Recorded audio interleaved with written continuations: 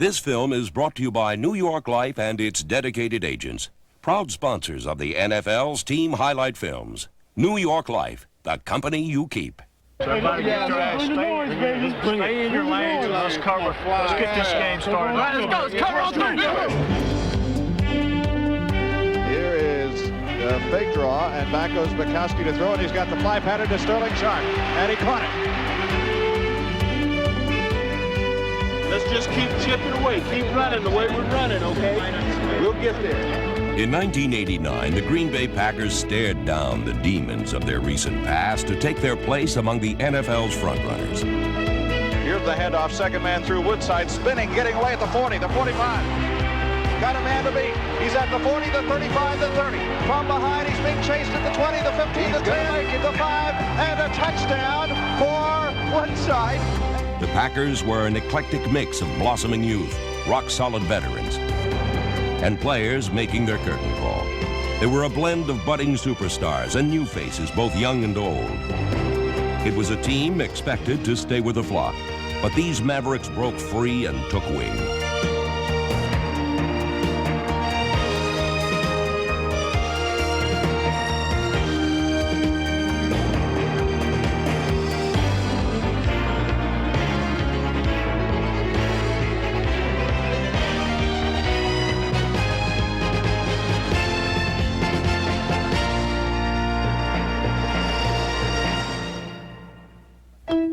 The job of gelling the Packers' collection of old and new belonged to head coach Lindy Infante, who attacked the task with his combination of positive approach and football savvy. Let's go to work out here. Let's go. Let's go. Let's go. Let's go.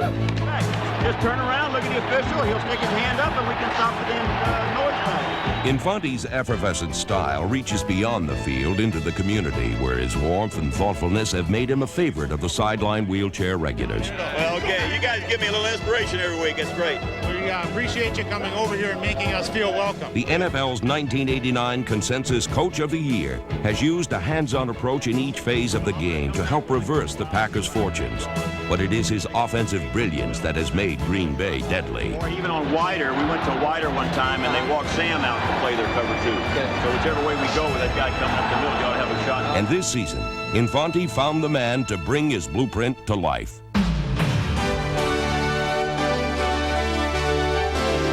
After winning the quarterback job in preseason, Don Bukowski's dazzling sleight of hand had Packers fans singing a new song as the Magic Man cast his spell over NFL defenses.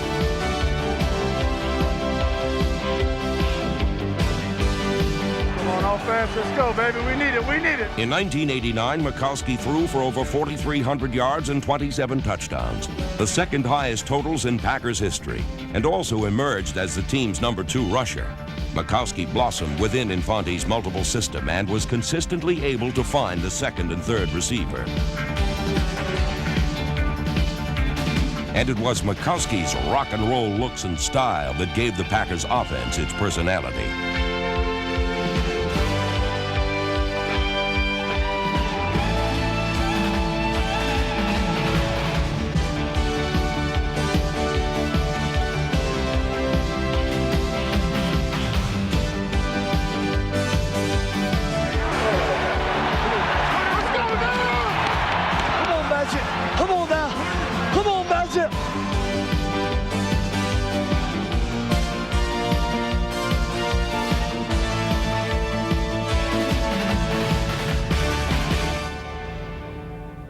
While dazzling one minute, the Packers could struggle the next. And early on, big deficits became routine. But each deficit became a motivating tool for a team ready to explode, which the Rams found out in Week 3.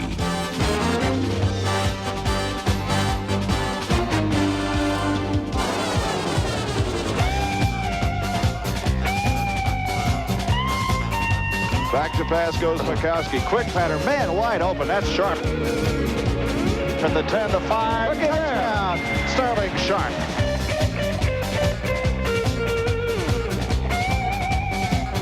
Bukowski on the handoff to Fullwood, cuts inside to the 5. Hello, touchdown. 442 yards of offense was not enough, but the attitude was being forged. We got to get it back, buddy. We got to get it back, baby. Let's go now. Come on. Go to work. Ready? As the Packers came together, they began to thrive on their comeback nature. So when they fell behind the Falcons 21-6, things quickly picked up. Here's Mikowski back to throw. On a blitz, comes over the middle. It is caught, and that is Jeff Query. He fumbles the ball. And the Packers, Sterling Sharp picks it up, and he's in the end zone. Touchdown. Here's Mikowski back to throw on first down. Gets a good block. Now runs out of there to the right.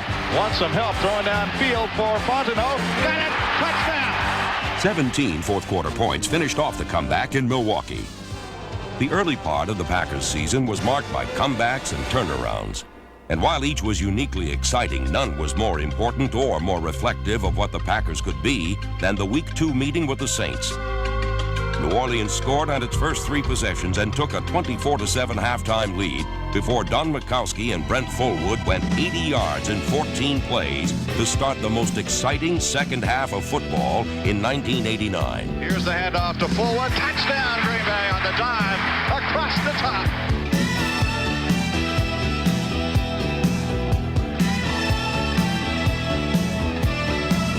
While Fullwood was exploding for 125 yards and 2 touchdowns, another Auburn Tiger was shaking free to get across the goal line twice to stoke the comeback fire. Here's Mikowski on a play action, rolling to the right, wide open, touchdown to the Packers, Eddie West. Perfectly executed, and the Packers are back in the ballgame. Here's Mikowski, play action, fake again, back to throw. Looking wide open, Eddie West can. 5, touchdown, Eddie West. It was a game filled with clutch plays, but one does stand apart. On 4th and 17, with the Packers down by 6, Mikowski found rookie Jeff Query on the sideline for 23 yards to keep the drive alive. The catch was clearly one of the most crucial plays of the season for the Packers, and it served as a fitting prelude for the game's inevitable ending. Here is Mikowski back to throw. Mikowski looking, breaking down, cuts over the middle. Touchdown to Sterling Sharp over the middle. Wow, what a great pass, what a great second half by Mikowski, who's done everything right on target. The 35-34 win demonstrated to the Packers, their fans, and the teams remaining on their schedule that this team was capable of almost anything, no matter what the situation. It was a team just beginning to discover its potential. And at 2-2 after 4 games, Green Bay was a team just beginning to taste the sweetness of victory. The Packers' whirlwind now had all eyes fixed squarely upon them, and the winds of change continued to blow when the Dallas Cowboys made their first trip to Lambeau since the 1967 Ice Bowl title game. And on this day, it was running back Herman Fontenot who put Dallas in the deep freeze with 2 touchdown catches in the Packers' 502-yard outburst. But the biggest excitement came from Green Bay's dynamic duo. All right, here's Mikowski. Steps up again, looking. Now he wants to throw long down the sideline to Sterling Sharp. Caught it. 45-40, 35-30. 25-20.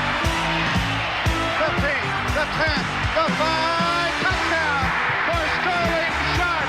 79 yards. Santa Claus himself would have been proud of the ground Sharp covered in 1989, as he became the first Packer to lead the NFL in receiving since the legendary Don Hutson in 1945.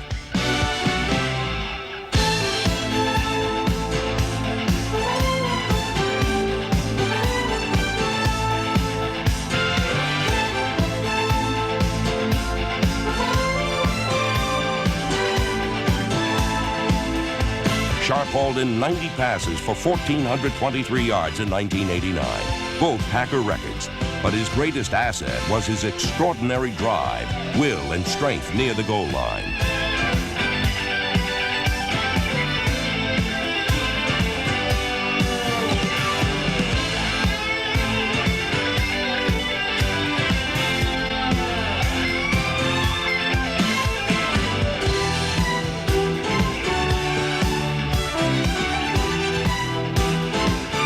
With 6 100-yard receiving games, Sharp emerged as one of the NFL's premier game breakers and became the leader of the young core of receivers whose confidence grew with each passing week. Ain't no way We own them, man. We own them. They can't stop us. I know. Ain't no way. Hey, you all right, dog? We've been on them all game. Yeah, I'm all right now. Ain't no way you bet, dog. That is big time. Let's go, baby. That's just big time. Packers receivers earned their way into the big time by never backing down.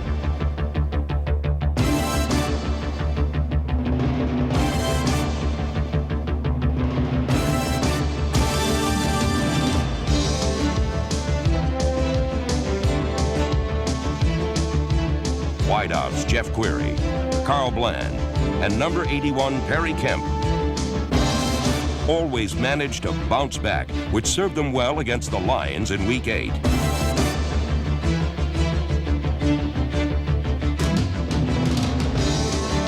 Mikowski's spectacular day earned him NFC Offensive Player of the Week honors, but the improving Lions sent the game into overtime and had Packers fans checking their pacemakers. But once again, the Packers found a new way to win, as on the first play of overtime, safety Mark Murphy stepped in front of Rodney Peete's pass for the interception that set up rookie place kicker Chris Jackie's game-winning attempt. Good snap. The ball down. The kick is on the way. The kick is good. It's over. All right. And the Packers have won it. And Chris Jackie gets a second chance. And the Packers win the ball game by a 23-20 margin. The win over the Lions aroused the call of the Wild in Green Bay, and the Packers were ready to bag the biggest game yet, the Bears. Chicago had won the last 8 meetings between the two teams, but the 1989 Packers arrived in force. And the ride to the right by Mikowski and back to throw. Wide open, man, and there's Didier. And the touchdown. Despite trailing 13-7 late in the game, the Packers never lost the confidence that would carry them through to the end. Looked like a pretty good job on the game inside on the TT. Everything looked real solid. 4th and goal from the 14. Mikowski looking, now stepping up, on the run. He's going to have to throw in the end zone. Throw it on, and touchdown! Sterling Sharp! He caught it! And after a 4-minute delay, it was official. After further review, we have a reversal.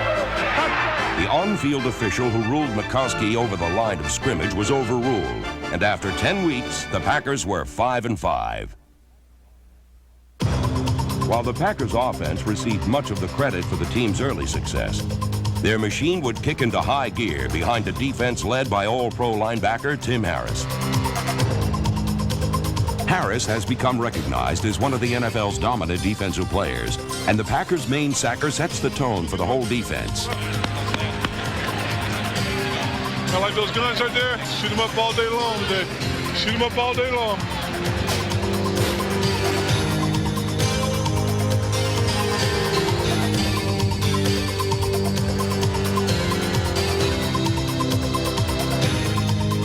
His attack can be both overpowering and swift.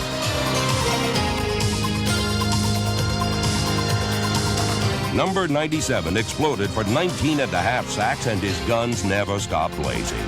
Go tear them up. Boom.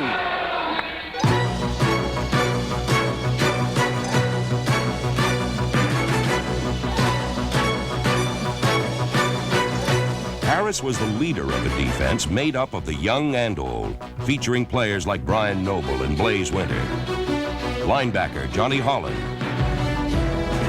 retiring Packer John Anderson and Mike Weddington, along with linemen Bob Nelson and Robert Brown. This defense made a major impact.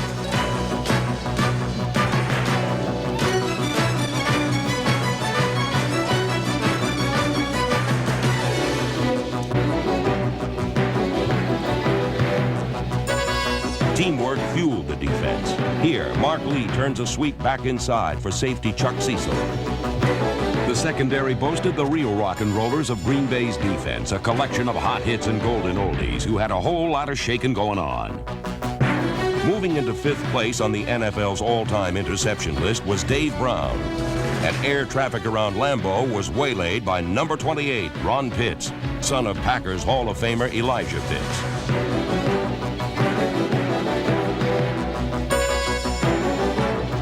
A tenacious, scrappy style made opportunities hard to slip past nickelback number 23, Tiger Green, and safety Kent Stills.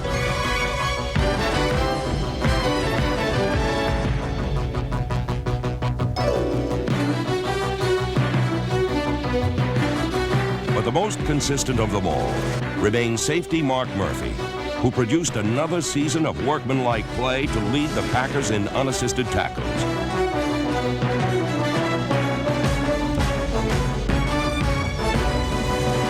With all the parts in place, the Packers were ready for the season's final push, which began at the home of the world champion 49ers.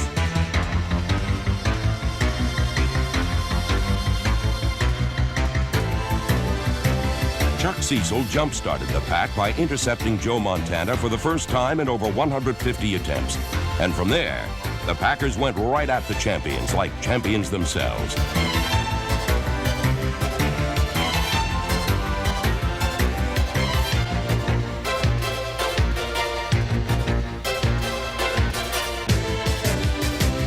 And here's Makowski. Looking, guys, breaking down on him over the middle. Caught by Sharp. As usual, the game came down to the fourth quarter, and this time Makowski had to pull one out playing with badly bruised ribs in the backyard of the team of the 80s. Makowski with some pressure on a quarterback draw, and he's got a first down and a touchdown. I knew they were going to run that play, Jim. I just knew it, and they did it, and he walked into the end zone. What a play by Makowski. Makowski's ability to shake off his obviously considerable pain and produce another comeback win sparked the Packers, and the 21-17 victory became both San Francisco's last loss of the season and the first salvo of what would become a whirlwind final flurry for the green and gold, whose next stop was Milwaukee for the Vikings.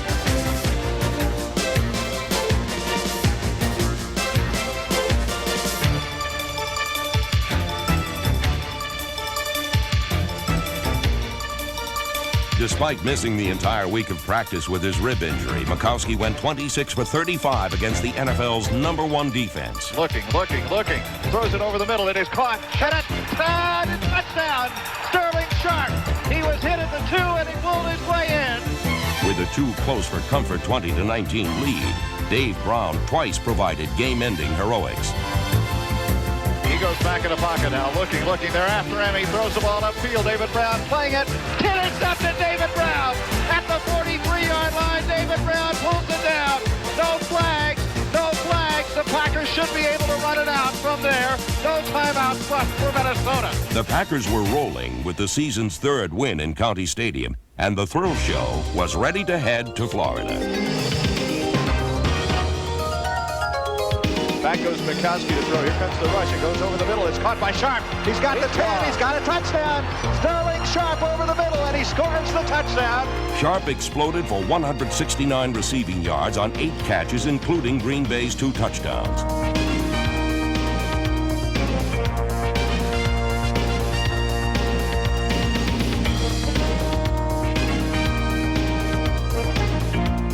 Things looked dim when Tampa took a 2-point lead with under 2 minutes left. But a Buccaneer penalty on 4th down gave the Packers a second chance. And Makowski was able to find Carl Bland over the middle. And then stop the clock with 1 second left to set up a 47-yard attempt for Jackie, whose foot would decide the Packers' fate for a 5th time this season.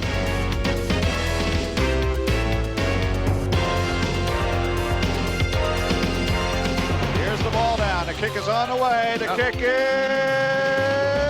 good. He made it. The Packers win 17-16. The Packers' NFL record 4th 1-point win had them fully battle-hardened as the blitz moved on to Chicago.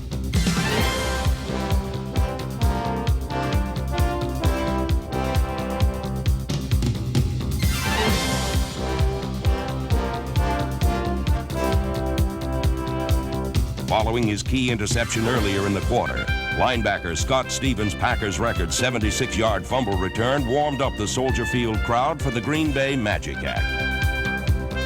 Makowski straight back in the pocket. Got a lot of time. Now it's breaking down. He eludes one man.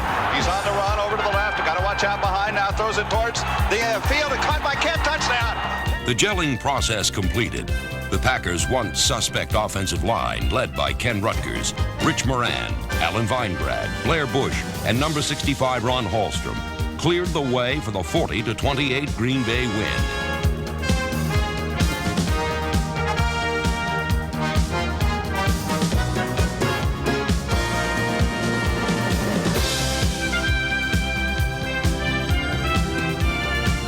The demolition of the Bears kept the Packers in contention for an NFC playoff berth. And they face the decisive game of the season, the finale in Dallas, needing a win to stay alive in the playoff hunt.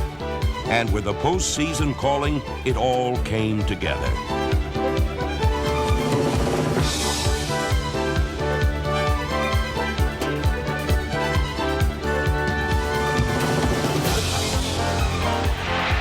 Passes McCaskey, and he's going long, and he overshoots the intended receiver, and it's caught by Perry Kemp. How did Kemp catch the ball? I don't know how Kemp came up with the football. And here they come, and the ball comes over the middle to Query. Touchdown, Jeff Query. Although they did not reach the playoffs, nothing can diminish the Packers' accomplishment. Facing a must-win situation, they won 20-10. It was a fitting conclusion to a season of outstanding achievement. 5 wins in the final 6 games. The most wins for a Packer team since 1972. The 6-game victory increase from 1988 tied a team record. And Green Bay's 10 wins told the story of an unlikely mix that blended together and emerged as one to take its place among the NFL's elite.